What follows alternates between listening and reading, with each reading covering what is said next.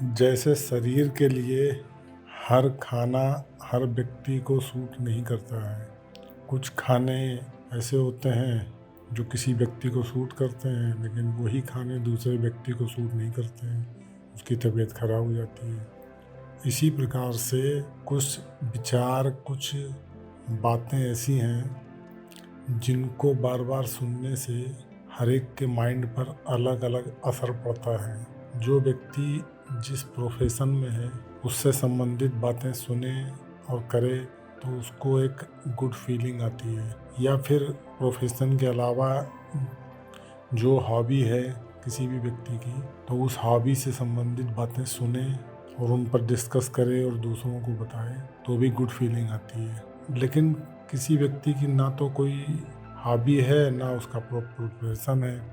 उसके बाद भी अगर उसको किसी ऐसे विषय पर बार बार सुनना पड़ रहा है जिससे उसका कोई सरोकार नहीं है, तो इसका माइंड पर बहुत विपरीत असर पड़ता है।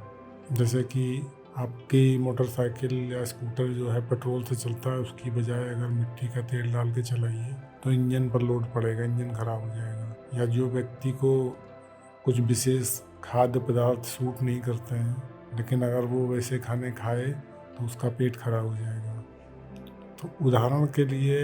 अगर कोई व्यक्ति पॉलिटिक्स में नहीं है या धर्म से उसका ज़्यादा लेना देना नहीं है कि ईश्वर होते हैं कि नहीं होते, या पॉलिटिक्स में किसको सीटें मिली, किस राज्य में क्या पॉलिटिकल समीकरण है,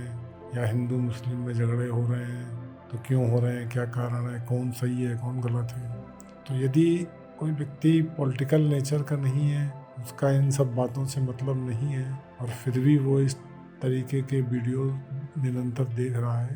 तो उसका उसके माइंड पर विपरीत असर पड़ेगा, एक लोड पड़ेगा माइंड पर, जो कि धीरे धीरे क्रोध को जन्म देगा, कन्फ्यूजन्स को जन्म देगा, क्योंकि वो बातें उसके मनोरंजन की नहीं है, ना ही उसके प्रोफेशन की है। तो उसको एक्स्ट्रा उसमें एनर्जी देनी पड़ेगी उन बातों को समझने के लिए।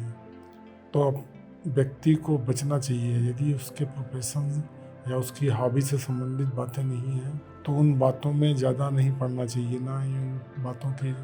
ज़्यादा वीडियो देखनी चाहिए, ना ही उन बातों पर ज़्यादा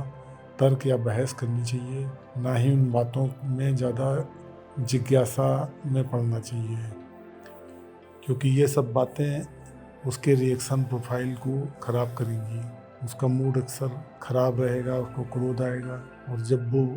किसी से बात करेगा किसी सामने वाले व्यक्ति से, तो वो फाइलें जो उसके दिमाग में पड़ी हैं उन बातों की जिनसे उसका कोई सरोकार नहीं था, लेकिन उसने उससे संबंधित बातों के वीडियो देख देख के अपने माइंड में उन बातों के लिए जगह दे दी है।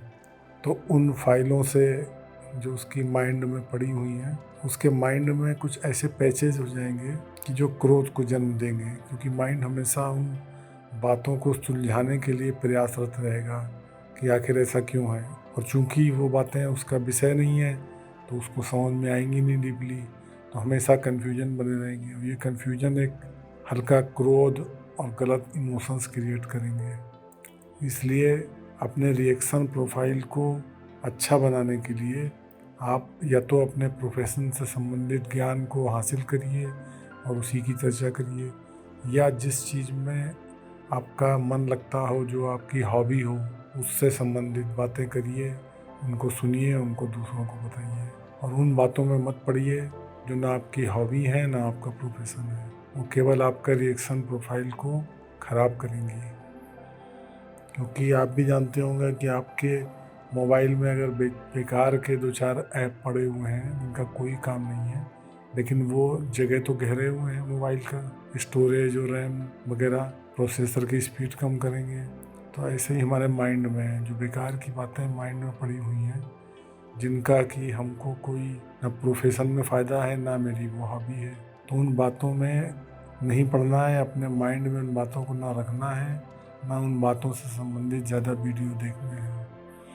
उसके बजाय कोई अच्छी मूवी देखना या हेल्थ और फिटनेस पर, माइंड बॉडी सोल पर अच्छे अच्छे वीडियो देखना ज़्यादा फ़ायदेमंद रहेगा। तो अपनी रिएक्शन प्रोफाइल को सुधारने का एक ये भी तरीका है। धन्यवाद दोस्तों।